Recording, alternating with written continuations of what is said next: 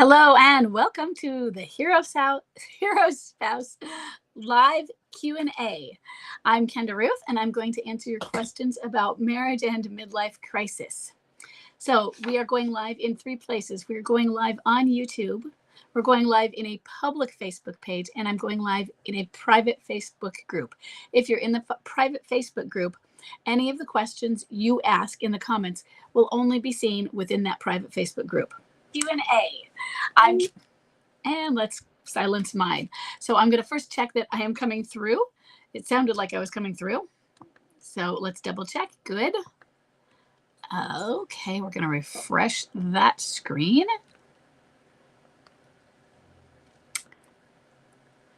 Coming through on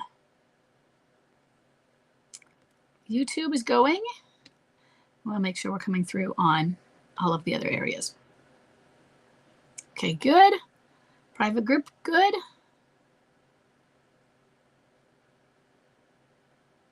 Okay, that looks good as well. Okay, so it is Monday, and this will be available for replay. So anyone wanting to watch it on replay, if you have to leave, you can do that. I'm going to ignore the phone and hope it's not the school calling. If it is, they'll leave a message and I'll hear it. And I am here going live so that I can also tell you about Stand Up and Thrive, which is my membership for forward moving spouses. And I'm going to put a link in there in case any of you are interested in it. Stand Up and Thrive is a membership where we meet live 4 times a week. You do not have to meet live. We do put up replays if there are more than 2 others and myself in the live session. And you can watch the replays as well, but we meet for a support group. There's also Detach and Thrive, which is my online course embedded into this membership. It does not include the live sessions. You meet for the live sessions separate from this, so you can do Detach and Thrive on your own. It has downloadables throughout that with mindfulness practices. And then we come together and we can discuss Detach and Thrive as well as everything else that you need to discuss on this topic. It is meant as a support group. So it's there to give you time to get to know others that are going through this, to talk about it, to talk through things, to discuss detachment. I really like to focus on detachment and just have people there to hear you. And so if you need to be with others a little bit more in person, yeah, we're not physically in person, but we get to be there. You get to hear us live, voice to voice, face to face, if you choose to have your camera on. And it is 2 hours twice a week and 1 hour twice a week. It says 30 minutes, and that is just in case I put that, but I try to stay for an hour. I originally did it as 30 minutes, but I do try to stay for that full hour. And ever since I've said I've tried to stay, I have always stayed for the full hour. So it is really a good period of time, 4 times a week. And it is set so that you can, if you're in one area of the world, I have morning that are my time Pacific, and then I have afternoon Pacific, which means that somebody in Australia can usually make the morning or afternoon. I'm not sure. I can't remember which ones, but I set it so that it will fit the global market so that you can come to some of them if you are interested. Okay, so let me go get the link for that, and then we will get started with our questions.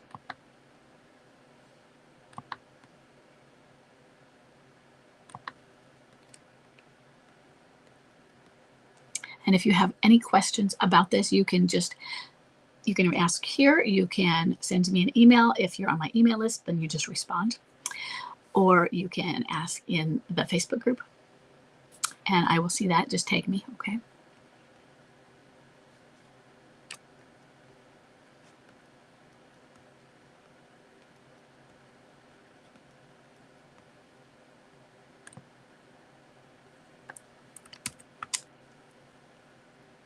So I'm going to go into each page and do it separately.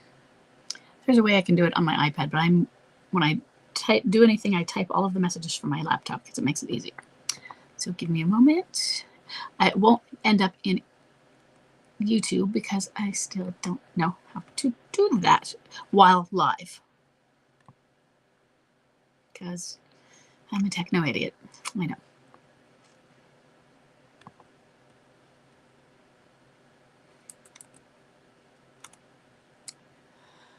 Okay. Public Facebook page.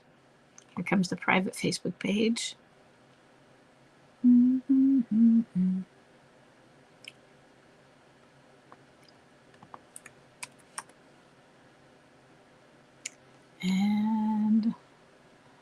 watching to see if it comes through.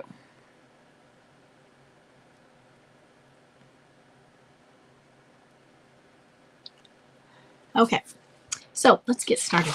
Okay, and please feel free to ask questions. I will try and be watching the comments so that if I have this time and look up, I will try to respond as much as I can. And sometimes when you can ask comments, it might be your question. So sometimes you're able to give me feedback live.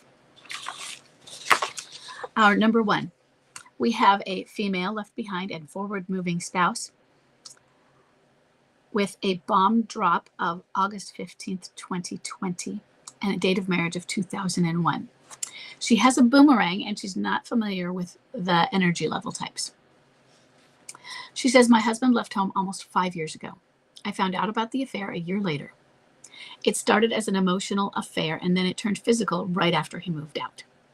He's broken up with her over and over and she just sits and waits for him. He leans toward me, and when it seems really good, he gets scared and runs away.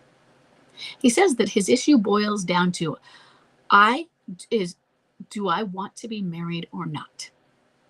I represent the responsibilities of marriage and our family. She represents what it's like to not be married and no responsibilities. For the first time, he's gone silent. About 6 weeks now, other than emails and texts for life and business. I haven't really heard much about other MLCers trying to make the same choice, but everything else seems to fit. So is he an MLCer or something? Is something different? Well, I guess that kind of surprises me, because that's a big standard choice. But I think that maybe they don't rephrase it in that way. He phrased it in a very specific and easy to understand. It wasn't very covert manner. And some of them may not be as upfront and direct about how they word it. So it leaves the rest of us to interpret. And it takes us a while. Several months, several years in, we realize, it was really about him wanting freedom versus responsibility. And then phrasing that as married or not. Should I be married? I'm afraid of commitment. So that's why I think that you're thinking this doesn't seem to fit, because it's textbook. But also, think about a few things. Your date of marriage is 2001, and bomb drop was 19 years later, 19 and a half years after your date of marriage. He has practice with commitment. He has practice with wanting to be married. So he has practice, in other words, with being responsible, being set in a structured environment rather than freedom. We want freedom within structure. And what does that mean? It means we don't want complete anarchy, complete chaos. We need to have some forms of structure, and yet we want a level of independence as well. We want freedoms to choose. We need to be accountable. He's saying he doesn't want to be accountable. And he's giving you an excuse. He is just trying to come up with an excuse for you. It's a red herring. Okay. You are there for him, which is great. I like that you want to be there. I like that you want to stand for your marriage, because I'm assuming that's what's going on. I mean, that's what I promote. That's what I wanted to do. And that's what I did. So don't try and say I'm being against that. I like that. That's great. The problem is when you're enabling. The problem is when you're buying into what they're saying too much. The problem is when some of what you're doing is encouraging or promoting or teaching them how to teach you. And that is some of what's happening right here. There was a point where my mentor did say, you know what? It's decision time. And she didn't mean me. She meant him. It is time you make a decision, it's shit or get off the pot. That was her phrase. And then that comes back to, wait a second, but I thought we weren't supposed to give ultimatums. And here's what I say. I'm not a fan of them. But the advice or suggestions and things that I will go over and teach you in the beginning as a newbie are not going to be the same ones I advise 3 years in, 5 years in. It's going to change. And there's a time limit where it's putting a strain on you, or it's changing who you are and how you run your life and your boundaries and how you feel about yourself. It's changing you inside. It's changing your level of trauma. And that's changing your biochemistry. That's not a good thing. And so here's what you're doing. You're letting him do this. He's broken up with her over and over. Been there, done that. Yes, that was my situation. Okay. He leans towards you when it's really good, but when it's good, he gets scared. So he's getting scared when it feels good with you. In other words, when he feels like it's working. He's not getting scared, it sounds to me like, when there's conflict. You're not saying there is or isn't.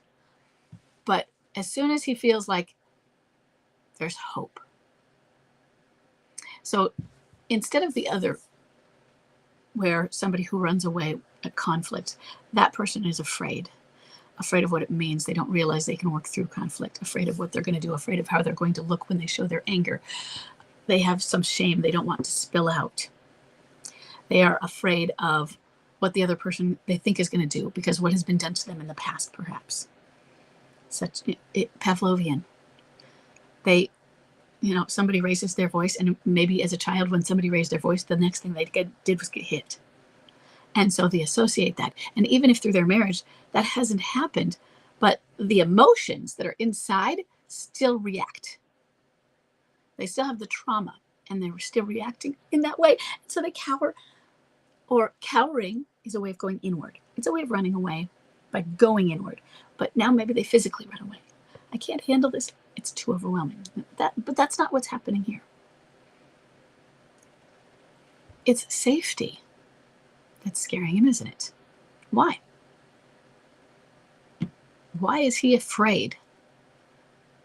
Because it's comfortable. Is he afraid what's going to happen to him in comfort? I'm just going to get lazy and fat? That could be. I mean, that's not what I'm sensing.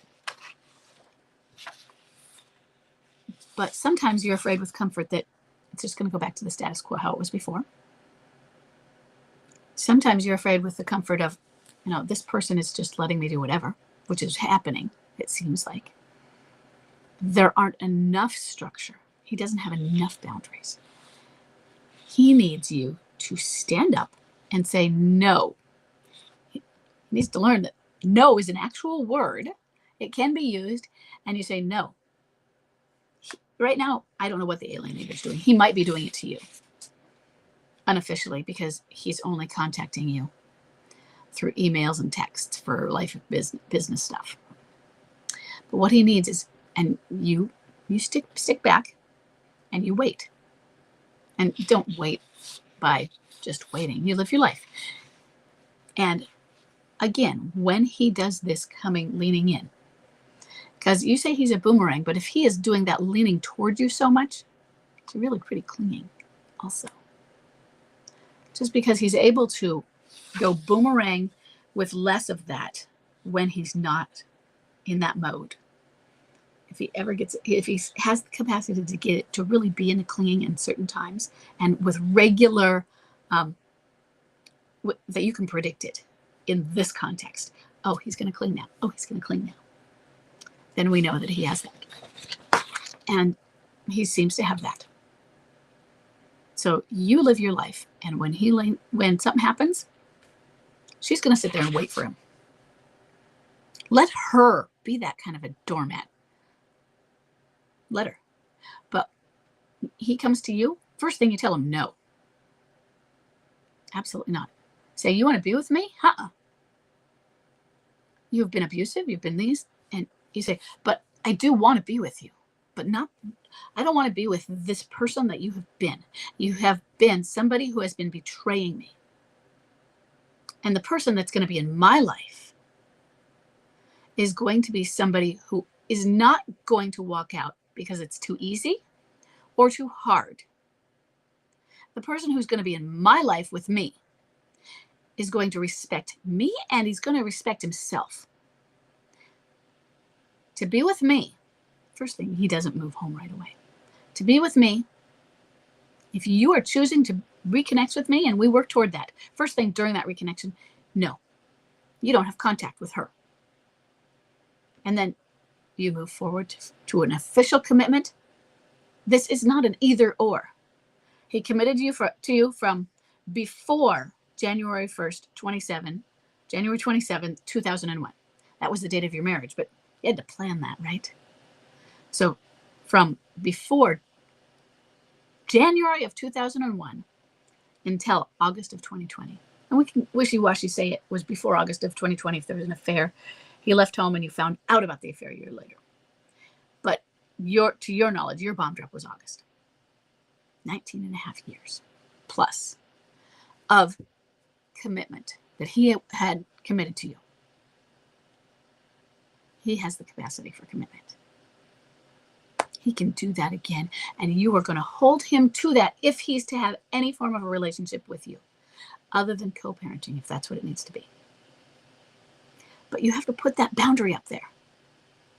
He's not going to be the one to do it. And what that means is the consequences are not first thing, they're not a punishment, but they're also not something you need to expect him to self-monitor. It's you. It is on you. Similar to if somebody is mistreating you and you have a boundary against that, you can say that's inappropriate. I need you to stop.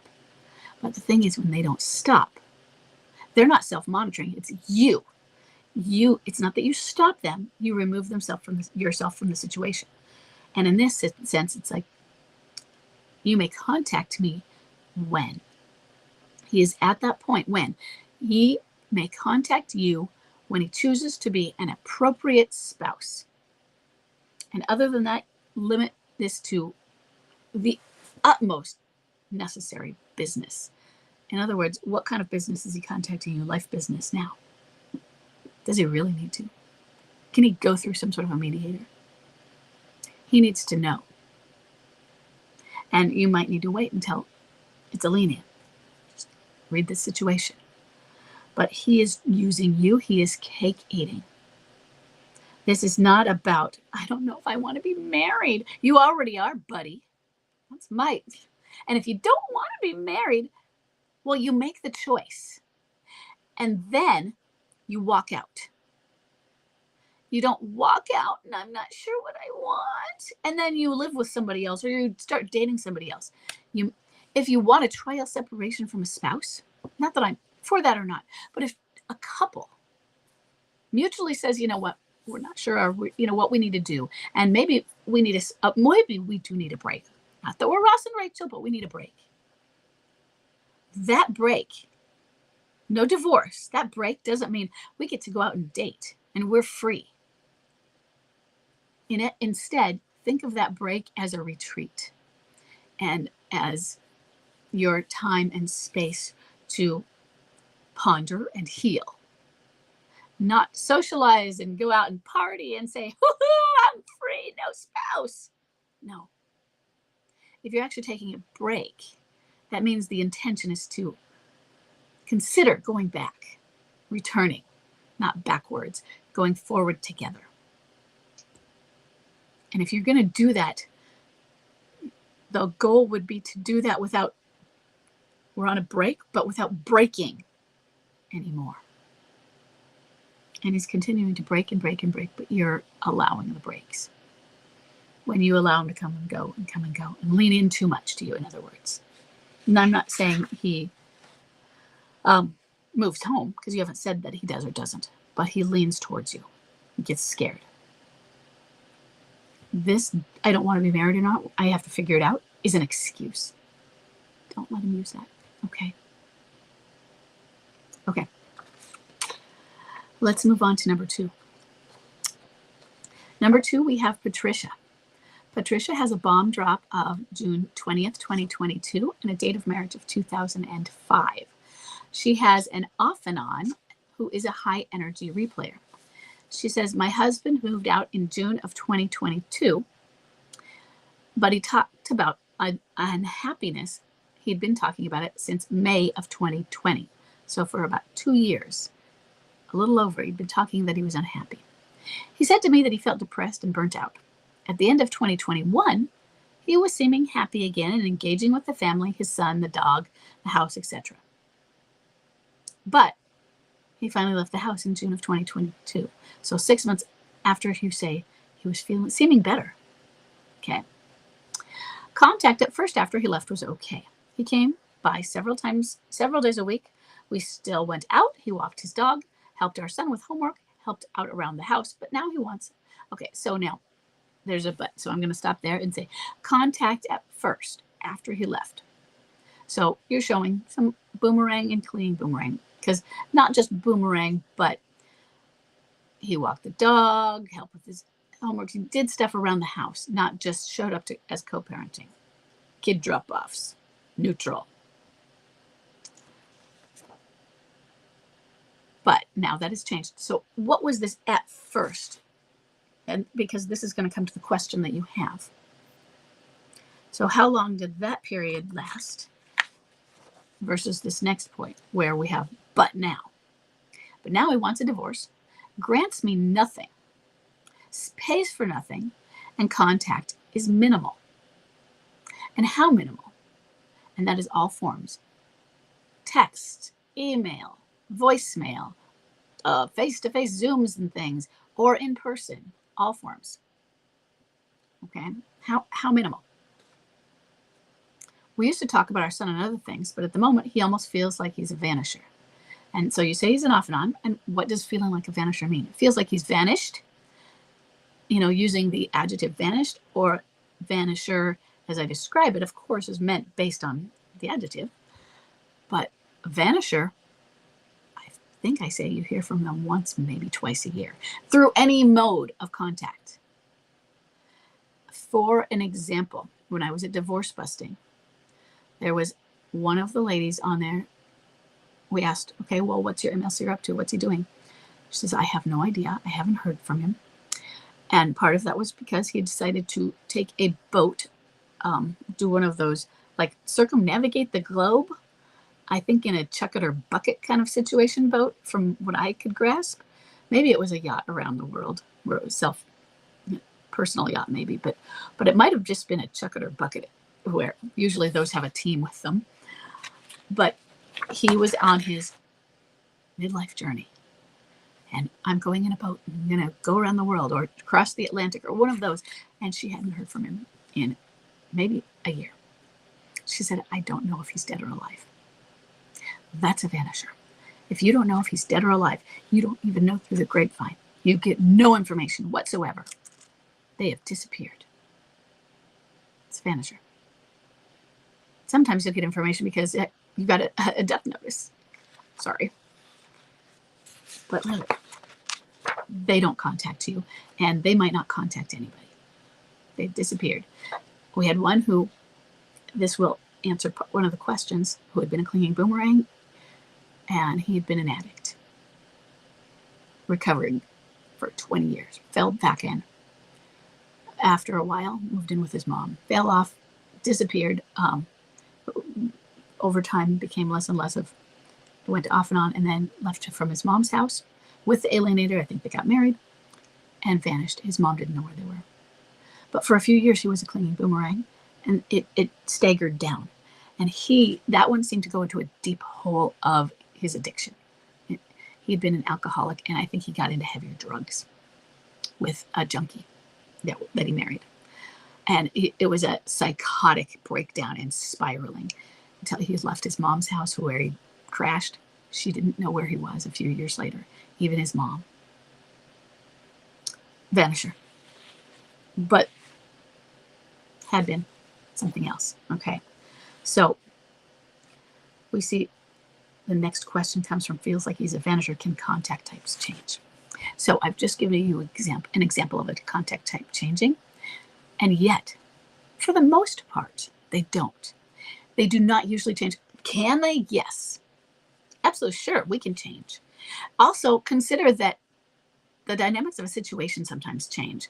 Imagine that you get divorced, and maybe it's mutual, maybe it's not a midlife crisis, but you get divorced. Maybe it was a bad marriage, but you hadn't wanted it. And 20 years later, do you think the contact you have with your former spouse will have changed? If in the first few months, you're still getting used to, even not former spouse, you're still getting used to this new life of living apart. And there might be, but then each of one of you moves on to and transitions to different places in your life. One of you moves away, the other one moves away. The job, your kids graduate. Some of the ties that held you together. So in some ways, after longer and longer time, we're not going to say, oh yeah, he's a vanisher now. No, it's just that life actually did finally drift you apart. But it took that time. So there's that. So she says, can context change? Phone. And then she says, and if he's happy with the alienator, as he keeps telling me, why doesn't he get the divorce done? Pay what he has to pay and get it over with. So notice that. There's something key in there. If he's happy with the alienators, as he keeps telling me, you are not saying, Patricia, that he seems happy with her. Of course, they keep telling us they're happy. They want us to think that, right? They want to think it themselves. They want to put out that, especially when they think, well, look what I did. I blew up my whole life and family for it. I ruined everyone else. I need to show that it was worth it, or I need to show that there's no way that I will go back because I'm so happy that this is such a success. If it's not and it's a failure, well, I could give hope on this and I don't want to. And maybe I don't want to because I'm afraid of it. I don't know if I can sustain it. Or I don't want to because I'm not ready. I'm afraid.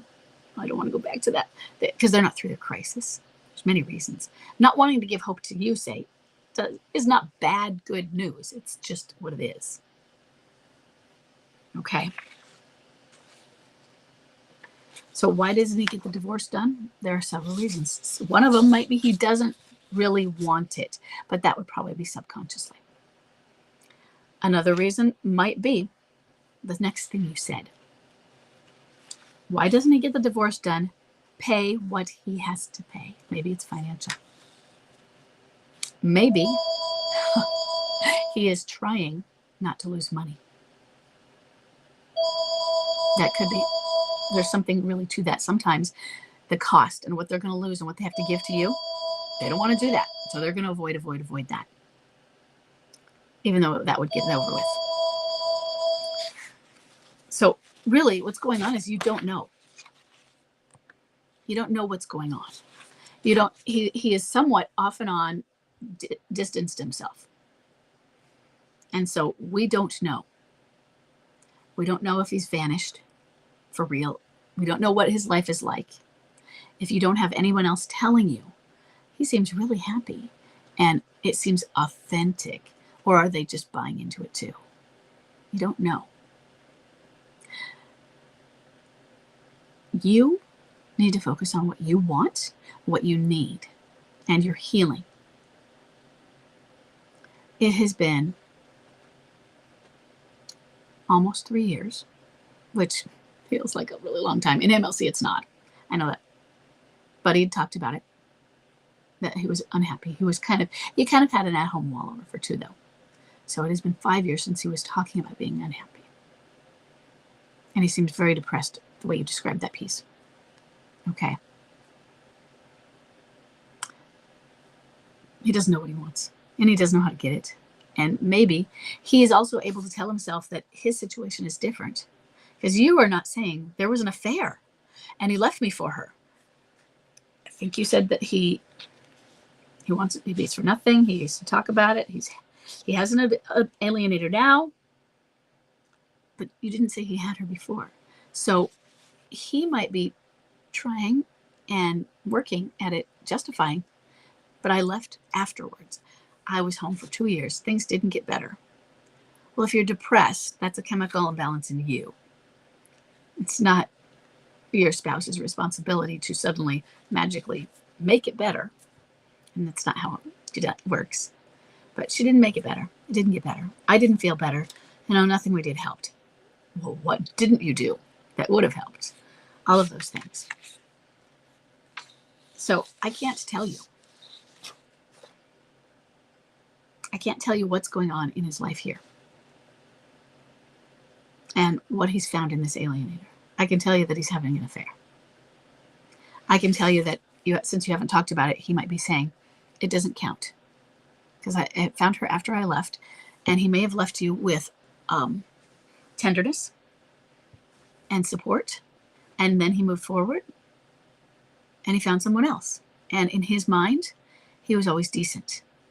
Until now, he pays for nothing, grants you nothing, contact is minimal.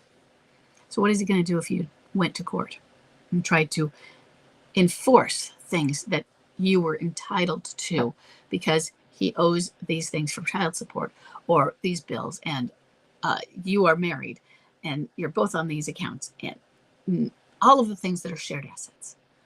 I don't know. You have to figure that out and think about it. And think about what it is you want. Because when you have somebody who doesn't contact you at all, it may be upon you to initiate. I don't like having to initiate. I love it with a clinging boomerang and even a boomerang, because at least they are initiating. Or with a boomerang it's just that the contact may be necessary, and so there are opportunities. In clinging boomerangs, they just initiate. But sometimes you have to be the one, and you have to be careful. So you need to do smart contact. And so that's what I want you to think about, what you need to do to see where things are in this. But I also want you to figure out where you are. Where are you at detachment? What do you want? How healed are you? What do you want for your life? Not counting for your marriage, but what do you want? What is your purpose? Who do you want to be? And does who you want to be, is he the person he can be? Is he someone that can facilitate that with you and share that life with you? Is he the right person? Could he be the right person for that? Does he have the capacity? And I don't mean like, oh, well, there's like the chance of a lottery. Of course, anybody. Or what are the odds that if he were not with this alienator, that he would even be able to be that person now? Because you've changed too. I want you to run all of those things through. I want you to figure out your needs, because you also need to be he needs to be paying what he's supposed to pay. Do you need to file? And you don't file and just let him get away with everything. Assets are assets, and they need to be split properly so that each one of you gets what is fair out of the settlement, even though none of it is really fair. When you have a wonderful retirement, when there's the two of you, but if you have to split it in two, it suddenly isn't really enough. It was great this way. It's amazing how just that splitting, it's okay, well, we had enough because we had the one house and a little bit of assets in it. We didn't have to worry about the bills with it. But when we split it up, we don't have enough to keep that house, and each of us has to buy a house, but we don't have enough to buy a house. So now we're spending money on rent, or we have to buy something smaller. And then, okay, insurance. Now I have to pay for my medical insurance. He has to pay for hers. One of us was covering the other. House, cars, automobiles, all of these. What about retirements? All of those things are going to come in and get it. And he's worried about that. Pay what he has to pay. Okay? I want you to think about what you need. Because we can't say why he's not getting it done. There are a lot of reasons he might not want it done. But it might be financial. Maybe he's just not getting it done because, hey, you know what? I forgot about that. I didn't need it. It's fine. We're able to, leave that off here and me leave my life here. And I don't have to think about it. Sometimes they just don't want to do the work. Okay? There are a lot of reasons Emil Sears don't get it done. You have to decide, do you want to get it done? Do you want to continue standing without having that piece done and move forward with your life, but have this piece that is there? I don't want it hanging over you, but where he could come back later. It might have to be done later, and it was going to lose out because you might want to preserve it just in case. It's up to you. Okay? It's your choice, and there's not a wrong choice right now. Okay. Let's go on to number 3. Number 3, we have Michelle. Michelle has a bomb drop of March 27th, 2022, and a date of marriage of 2014. She has a clinging boomerang, but she is not familiar with the energy level types. She says, my husband left the family home in March of 2022. He'd had a brief affair, a physical affair, in 2019. She was married at this point, and this person then made contact in 2022. But only a brief physical affair again. Don't minimize it, but I get what you mean. And then I got the I love you, but I'm not in love with you speech. Crossroads in life, etc. Followed by a period of depression, living 200 miles away at his mom's. He has been friendly towards me and checks in regularly by text. This is less frequently since selling the family home last November. So, checking in frequently, but not as often since November. Okay, and you sold the house, which means is he still at his mom's? But you are somewhere else also. You've had to find a place. I found out on the day that you sold the house that he'd been living with the alienator. So now there's an alienator, but we're assuming it's not the other one because you kind of minimized the first affair. So living with the alienator for 8 months, having been in a relationship for a year. So as of November of 24, he'd been living with her since February of 24. He'd been with her, it sounds like he started having been in a relationship. Now it sounds like, was he in a relationship with her for a year before he moved in with her, or at that point in November? So he either started a relationship in February or November, or 4 months before November, or February of 2023, or 4 months before. So what would that be? November, September of 2023? One of those. Okay. And let's see, he left in 2022. So a year to a year and a half after leaving, he had started the official affair, if I'm reading it right. Okay. He started divorce proceedings now, and the two of them are buying a house together. She says, I want to continue to stand. I'm getting on with life, but I'm not fully detached. Detachment comes in fits and starts, so that's normal, okay? He wants to carry on meeting up and messaging to form a new type of relationship with me. Am I wasting my time standing? Is the divorce and house buying a sign this is his happy ever after? Okay, well, I will answer that piece. But I don't think anyone is wasting their time standing. It's because it's your choice. I think you have to look at trend lines and where things are going. But no, I do not ever think that somebody divorcing their spouse, filing for divorce, is not a sign that it's over. I mean, it's a sign, obviously, that we're on rocky territory, right? But sometimes people file for divorce in haste. Now, he didn't do that in the sense that he waited a few years, if that's what you're saying. But no, he's in a midlife crisis. And if you're in a midlife crisis, the other things don't apply. Okay.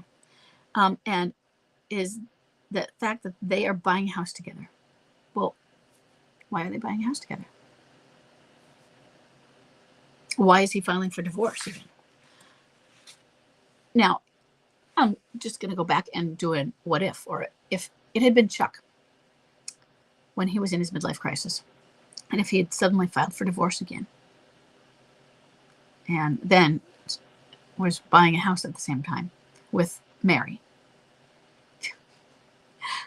it would have been Mary. She would have been coercing him into it. She would have been pressuring and pushing him and forcing, telling me how to do these things. And she would have been doing it incessantly and obsessively. And she would have put this burden constantly onto him so that he was just bent over with it. Now, I don't know that you have one that is doing that. And there were some things Chuck wasn't going to do. He was able to withstand the not divorcing after the first time. That was very quick. And he wouldn't have been able to buy a house with her. Well, with what money? But had he been able to, and had he not been able to withstand that. So there could be some of that. And it could be an absolute obvious situation where it's clear one is in control and it's a nag, or where it doesn't seem that way and she's manipulative enough to make it seem like these things are his idea. So that, and by to him. I don't know which it is. And I don't know if it's either of those. I don't know what situation it is. But this is somebody who started an affair. Okay. And just like with Patricia, who I spoke with a moment ago, this particular affair, but he's had others, but started after he left. So is he justifying it? Well, this one is real because it's not like I'm betraying you. I'd already been away from you for a year or a year and a half. Look how long I waited. Yeah, after cheating, buddy. And after not divorcing, not filing, it sounds like, after being married, bam, bam, bam. But that could change the dynamics, yes, because maybe the other person, she didn't start this out stealing him from you. He had already separated from you. Now, depending on how much he clings back to you, because you've described him as a clinging boomerang. He checks in regularly, and he's friendly. What does that mean? Define checking in and being friendly. Is that simply, you know what? I'm nice to her. We're not mean to each other, because nice does not have to mean that they are clinging boomerang. Usually we think of boomerangs as, oh yeah, they're just a boomerang because they have to stay together, have to be in some contact for the kids. And that's what I get as an excuse. Or, well, I'm telling you boomerang, but really, I don't think so.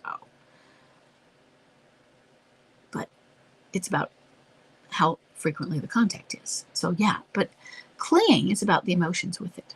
And so there's being nice, you're right. But what is his motivation for being nice? Is it because he's emotional, has an emotional attachment? And I don't mean attached in the negative way, but a connection? Or is it he's a nice guy and he's trying to gradually separate from his wife, who he no longer wants to be with? I don't know. Okay. But this thing, now, here's what I really wanted to target though with you. You're getting on with your life, but not fully detached. And he wants to carry on meeting and messaging so he can form a new type of relationship with you. Absolutely not. No way. WTF. Are you kidding me? That is stringing you along. And I don't know his motivations behind it, whether they are altruistic or not. But that is not good for you. You say you're not fully detached. And what that really, what's meaning in there is that you have an agenda. We all do. It's okay. You're not detached. You want to stand for your marriage, and he wants to keep meeting up with somebody who he knows is pining away for him in that way. And yeah, you might not describe it as that, but it's kind of like, I'm going to keep meeting up with that girl who has a crush on me and who's limerent for me at work, even though you should be severing it. And you're the boss. And yeah, she has got a crush on you. Yeah, but it's okay. I can handle it. And maybe you're never going to fall for her, but it's not fair to her. It's not fair to you. If he really cares about you, he would not say that he wants to keep meeting with you, messaging with you in that way. He might occasionally do it, but he needs to get over this. I need to check on people and make sure that they're okay because I left them. because that's what cheaters do, and he's a cheater. And I say that because he cheated on you with a woman in 2019, and then the same woman again in 2022, using that to tell you, I love you, but I'm not in love with you. He's a cheater.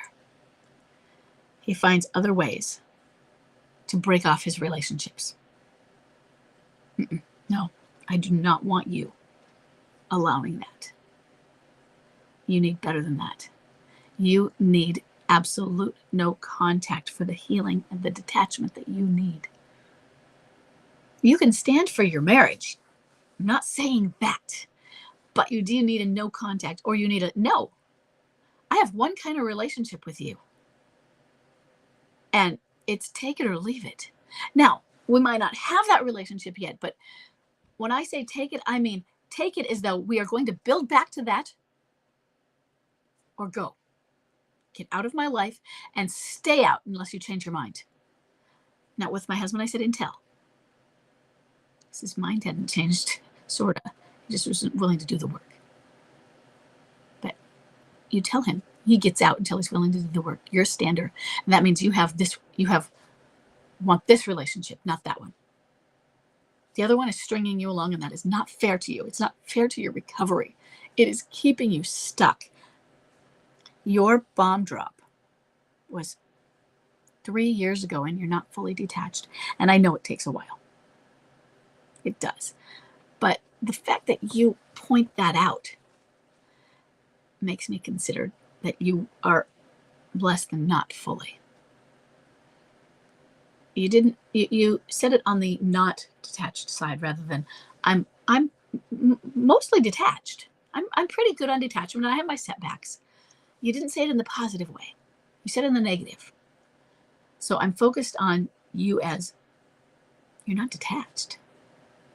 You have some of the skills, and you're working your way, but you're not where you should be for this timeline. You don't have that. And part of the reason is he's yo-yoing. And I think that seems to be a theme with today's questions, doesn't it? You need to get out of that yo-yo cycle. He needs to be cut off. And he can get cut off with it until you choose, or unless you choose to be an appropriate spouse, because that is the only relationship I am interested in with you. I am willing, and that might not count co-parenting, but I am willing to have a relationship with you. I want to have a relationship with you, but outside of this context, no. You're just a betrayer. If you want to care, if you really want to care for me, it makes me think, and I'm going to defend my dad. I can't always defend him, but where there are times where this kind of, I want to carry on meeting and messaging to form a new type of relationship, where there's an authentic motivation behind that. And that was when my dad was dating a lady who was very disabled. She had been hit by a bus when she was about 9. He met her through my grandma, because my grandma would often bring her hand-me-down clothes and things. And so my family knew her, my mom's family. And he met her, and he moved into with her, and he and she lived together for a few years. They lived only a few blocks from my house. Usually my dad lived about an hour away, and he was a weekend warrior. He was there on weekends, driving the whole drive, and I was with him on those weekends. But during the time he was with her, I hardly ever saw him, or I saw him much less. I would go to their house on the weekends, but she was very jealous. She had a metal plate in her head. She had some trouble walking a little bit, but it was she had been in a coma for 9 months at age 9 or something. It was a severe mental disability. And when he broke up with her, part of the reason was that she couldn't handle. I don't want to say wasn't supportive. It was here. He was always very, very empathetic to it. But his relationship, his children, my brother and myself, and that was more important. And so he needed to break up with her, but he wanted to do it slowly and gently, because he didn't know what she could handle, and she wanted her to handle it. And I thought that was a valid That's valid. There is a valid reason for him to breaking it off gently, gradually. He moved out, but he still talked to her for a while, and that petered off. But if that's not what you're dealing with, then no, he is just stringing you along, and I don't want that. Okay? You need to set a boundary, Michelle. And then you work on your healing. This doesn't mean they're not standing. You set the boundary of, you know what? You're out there. You're doing the wrong thing. And until you choose to be an appropriate spouse, I'm not going to continue messaging with you. I don't want you messaging with me. I don't want to meet up with you. I will meet up with you when you tell me that you are ready to be an appropriate spouse with me. And right now you might tell me that's never going to happen. Well, that's fine. It's fine. This isn't meant as a punishment. But then cut the tie so that we can both heal. And you say it firmly. Okay.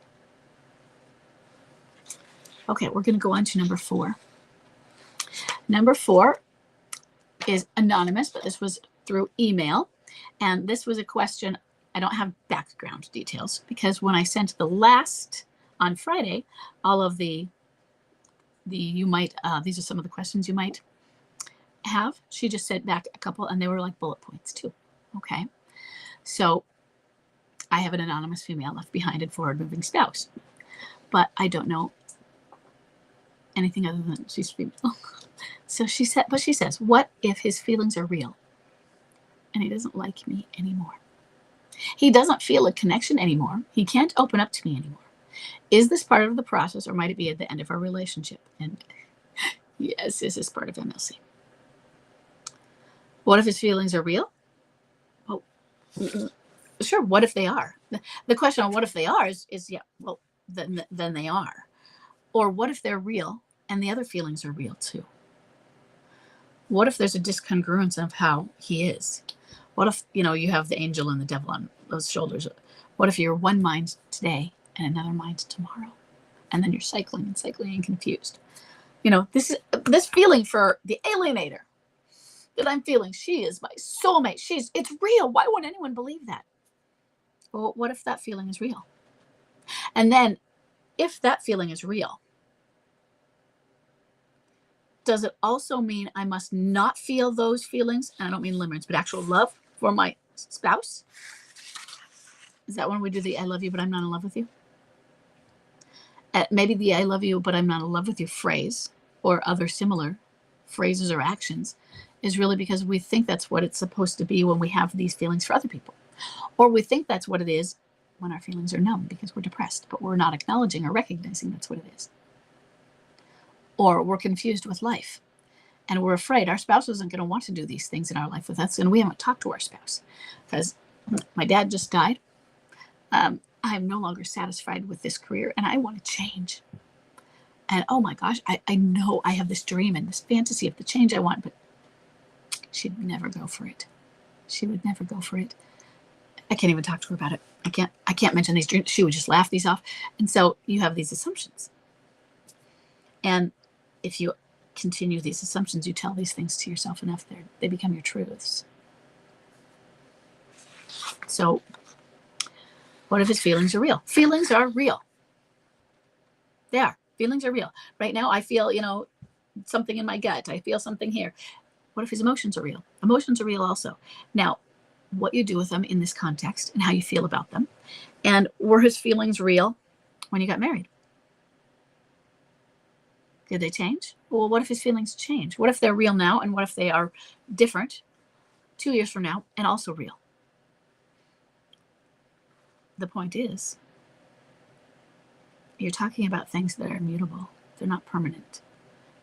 We think they're permanent when we say, till death do us part and all those other things. But how we feel about our spouse changes because love is not static. The way we love and how love is, it grows and changes with us. So he doesn't feel a connection anymore.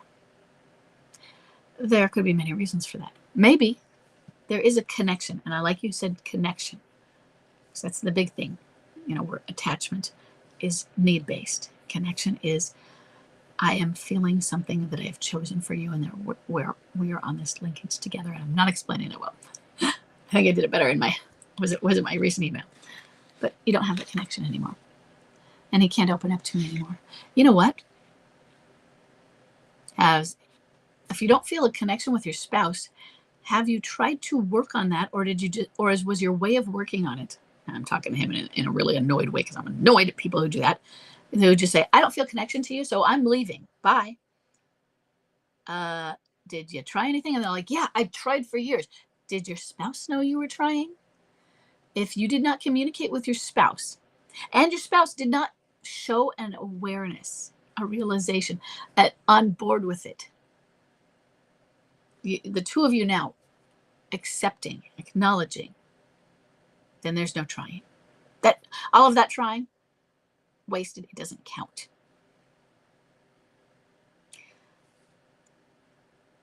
So what he says, he can't open up to me anymore. Go to therapy, for goodness sakes. And so in that question, I'm not answering that as a midlife crisis question. I'm like, somebody says, I don't feel a connection with you and I can't open up to you. Well, let's figure that out together. But it's also above our pay grade usually. It takes someone who is trained in those things to help us. That's what therapists are trained to do. It's their purpose. One of them.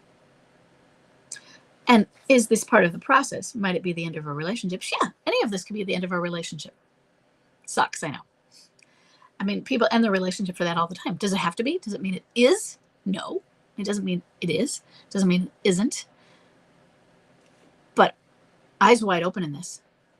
Most of the people listening to me right now, most of the left behind forward moving spouses are not going to get to reconciliation. Not one that holds. So if your spouse just came back in their home and your bomb drop was a year and a half ago and they came home finally, I'm not going to count that as a reconciliation. I may not count that as a reconciliation if they've been home for a year. And if you say, now I have an at-home MLCer, he's been there for a year, you're getting it. So you know you're not reconciled. There's a return home or a move rather than my MLCer returned. They just changed their residence. But a reconciliation, that's a more solid thing. So is this part of the process? Yeah. And any of this could be the end of the relationship because unfortunately the odds are not in our favor. I wish they were. I do this in part because I want them to be in our favor. I want to change those odds. But I know they're not. And I don't want us to just, hey, I'm just going to stand for my marriage and make sure that it succeeds, even if my spouse comes home with a gun to his head, but so I can get those odds up. No. Don't do it just because you have all of duty and you're going to hold somebody that, hostage in your home and saying, you said you would be here forever. And it'll be a really great, fun relationship, won't it? Don't do that. But is this part of the process? Yeah, it is. And any of this that we are going through, any and all of this could be the end of our relationship. That's why you guys are here. You're here because your relationships are on balloons right now with eggshells inside. That is not stable ground. Okay? But it doesn't mean that he doesn't have feelings for you at all. It doesn't mean that. It means they could be buried. He might not recognize them. They could be covered by depression. Any of those. The feelings are still in there. Maybe the memories are still in there. Midlife crisis can be covering those up. Limerence for someone else can be covering those up. Depression, all sorts of problems. Andropause and the things that go on with it. Okay. If he hasn't done therapy, and MLCers aren't great at therapy, then sometimes he has to work his way until he's ready for his time. Can't tell you when that will be, if that will be. I can just tell you that what you're seeing there, that thing, it's normal for MLC. Okay. Sorry. Okay. So we are at time. I had one more that I received later this morning after everything went out. So I'm going to put that one on for next time. which means I only, so far, unless anything has come in while we're here, I only have one question for next time. So please, please, please send your questions in so that I can answer more questions. Okay. And I will see everybody on Thursday. That is when Stand Up and Thrive closes, Thursday at 9 o'clock.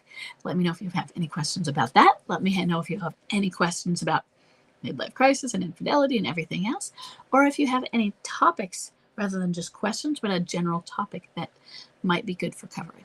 Okay. Thank you, and I will see you later.